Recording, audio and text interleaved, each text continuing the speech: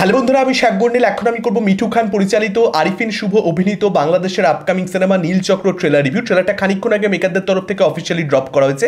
এখন কেমন হলো এই ট্রেলারটা, এই ট্রেলারের ভালো দিক খারাপ দিক নিয়ে আলোচনা হবে আজকের এই ভিডিওতে।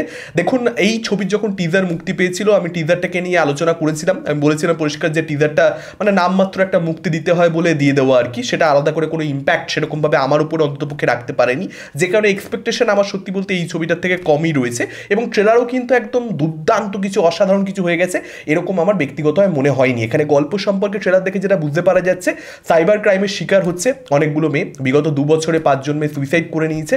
বেশ কিছু ভিডিওস অ্যাকচুয়ালি ভাইরাল হতে শুরু করছে এবং তার জন্যে আর কি এই মেয়েগুলো সুইসাইড করছে। এবং প্রিয়ন্তী উর্বি সেরকমই একটা মেয়ের ক্যারেক্টার সম্ভবত এখানে প্লে করছে, যারও একটা সুইসাইড করবার মতন সিচুয়েশন তৈরি হবে যদি আরিফিন শুভর ক্যারেক্টারটা এই পুরো কেসটাকে ইনভেস্টিগেট করতে না পারে। সে আর কি ইনভেস্টিগেটিং অফিসারের ভূমিকাতে অভিনয় করছে, যেটা আমরা টিজার দেখেও সত্যি বলতে বুঝতে পেরেছিলাম। এখন এই ক্যারেক্টারটা যেটা দাবি করছে যে এটা সম্পূর্ণটাই আইবাস, এই সব কিছুর পেছনে একটা বড় খেলা রয়েছে। এবার এই বড় যে খেলাটা, যেটা অ্যাকচুয়ালি ট্রেলারের মধ্যে অবভিয়াসলি রিভিল করা হয়নি, যেটা জানবার জন্য আর কি ছবিটা হলে গিয়ে বাংলাদেশের মানুষকে দেখতে হবে, সেই বড় খেলাটা আসলে কি, সেটা কতটা ইন্টারেস্টিং তার উপরে ডিপেন্ড করবে যে এই ছবির গল্পটাকে মানুষ ভালো বলবে না খারাপ বলবে। এই ধরনের ইনভেস্টিগেটিং থ্রিলারের ক্ষেত্রে গল্প ভালো হওয়াটা ইম্পর্টেন্ট। গল্প যেন এমন হয়, এমন যেন টুইস্ট টার্নস থাকে, যেটা দেখে মানুষের মনে হবে যে বাহ, বেশ ভালো, তো একটা শকিং গল্প, তো বেশ অবাক হলো তো গল্পটা, এরকম একটা সাবজেক্ট নিয়ে কাজ করা হবে এটা মনে হয়নি।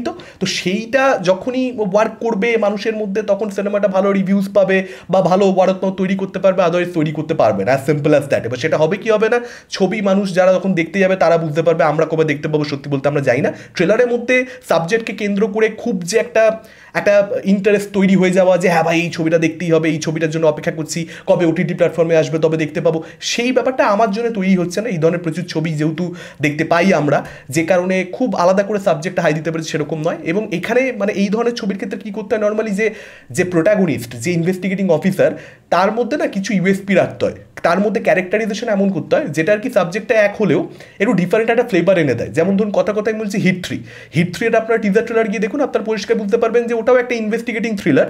এবার তার মধ্যে অনেক লার্জার দ্যান লাইফ মাসি অ্যাসপেক্ট ওরা আনতে পেরেছে, বাজেট বাড়িয়েছে, সেটা আলাদা ব্যাপার। কিন্তু সেখানে নারীর ক্যারেক্টারটার মধ্যে ইটসেলফ অনেক কিছু রয়েছে, যেটা আর পাঁচটা ইনভেস্টিগেটিং থ্রিলার থেকে আলাদা করে দিচ্ছে, কারণ নারীর ক্যারেক্টারটা আলাদা। তো এখানে আরিফিন শুভর ক্যারেক্টারটা যে আলাদা, সেই ব্যাপারটা পেলাম না। আরিফিন শুভর পারফরমেন্স এমনি দেখুন, আরিফিন শুভ ভালো অভিনেতা, আমি তাকে সবসময় রেট করি। তার পারফরমেন্স মোটামুটি ডিসেন্ট, খুব যে এক্সট্রাঅর্ডিনারি পারফরমেন্সও দেখতে পাচ্ছি সেই কথা বলবো না।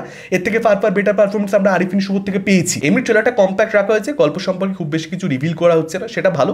একদম কি হবে পরপর প্লট পয়েন্ট, সেটা যে একদম ট্রেলার দেখে বুঝে যাওয়া যাচ্ছে সেরকম ব্যাপার নয়। তো দেখা যাক এবার ছবিটা কীরকম কী হয়। এখানে ফজলুর রহমান বাবুর যে ক্যারেক্টারটা, সে সম্ভবত একটা মেয়ের বাবা, যার সঙ্গে এরকম একটা অন্যায় হয়েছে এবং সে সুইসাইড করে নিচ্ছে, সেটা আমরা পরিষ্কার ট্রেলারের শুরুর দিকে বুঝতে পারছি। এবং ফজলুর রহমান বাবুর ক্যারেক্টারটারও কিন্তু নানান রকম শর্ট রয়েছে ট্রেলারের মধ্যে, যেগুলো দেখে কিন্তু তাকেও কোথাও একটা সন্দেহজনক মনে হচ্ছে, মানে তারও কিন্তু একটা দিক থাকবে, সে কিন্তু জাস্ট একটা মেয়ের বাবা সেই ধরনের ক্যারেক্টার হবে না, এরকমটা আমি অনুমান করছি। ভুলও হতে পারে একদম বেসিক একটা ক্যারেক্টার তাকে দেওয়া হলো, কারণ ফজলুর রহমান বাবু অনেক গুণী একজন অভিনেতা, কিন্তু তাকে অনেক ক্ষেত্রেই খুব বেসিক কিছু, খুব বোকা কিছু ক্যারেক্টার আমরা করতে দেখতে পাই। তাকে বাংলাদেশের ফিল্ম মেকাররা সবসময় যে যতটা পোটেনশিয়াল অভিনেতা হিসেবে তার রয়েছে, ততটাই ভালো রোল তাকে সবসময় দেওয়া হয়, ততটাই মিটি রোল তাকে সবসময় দেওয়া হয়, তা তো একেবারেই নয়। ব্যাকগ্রাউন্ড মিউজিকের কাজটা আমার ডিসেন্ট লেগেছে ট্রেলারের মধ্যে সত্যি বলতে, এবং তার সঙ্গে ট্রেলারটাকে খুব ভালোভাবে যে এন্ডও করা হচ্ছে সেটাও বলতে পারবো না, সেটাও এনাফ হাই দিতে পারছে না। ট্রেলার টিজার কীভাবে এন্ড করেছে তার উপর না অনেক কিছু ডিপেন্ড করে, মানুষের ফিলিংটা। একটা কথা আছে, শেষ ভালো যার সব ভালো তার, সেটা সিনেমার ক্ষেত্রেও যেরকম সত্যি, ট্রেলার টিজারের ক্ষেত্রেও কিন্তু সেটা সত্যি।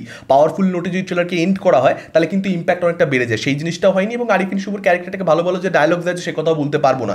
একটা ডায়লগ যেখানে রয়েছে একটা হিরোইজম, একটা ডায়লগ দরকার পড়ে এই ধরনের হিরোর ক্ষেত্রে। আরিফিন শুভ তো আফটার একটা হিরো, তার একটা ডায়লগ দরকার পড়ে। তো ডায়লগ যদি এত বেসিক হয় যে 3 টাইপের লোকের কাছে কিছু লুকোতে নেই, উকিল, পুলিশ, এই যে পার্টিকুলার সংজ্ঞাটা রয়েছে, ডাক্তার, ওই ডায়লগটা মানে ডেলিভারির মাধ্যমে আরিফিন শুভ সেটার মধ্যে তবু একটুখানি একটু জান দেওয়ার চেষ্টা করছে, একটু স্ট্যান্ড আউট করার চেষ্টা করেছে বটে, কিন্তু আফটার ডায়লগটা তো খুব ভালো কিছু নয়, খুব নতুন কিছু না, এই ধরনের ডায়লগ আমরা শুনি। তো সব কিছু মিলিয়ে এই ট্রেলারটা ম্যাক্স টু ম্যাক্স ডিসেন্ট বলা যেতে পারে। আপনাদের মতামত কি, যারা দেখেছেন ট্রেলারটা কীরকম কী লেগেছে, ডেফিনেটলি আপনারা কমেন্ট করে আমাদের জানাতে পারেন। এই ভিডিওটা ভালো লাগলে লাইক করতে পারেন, শেয়ার করতে পারেন, আমাদের চ্যানেল নতুন হলে চ্যানেলটাকে অবশ্যই সাবস্ক্রাইব করতে পারেন। আজকের মতন টাটা, চোখ রাখুন পরবর্তী ভিডিওতে।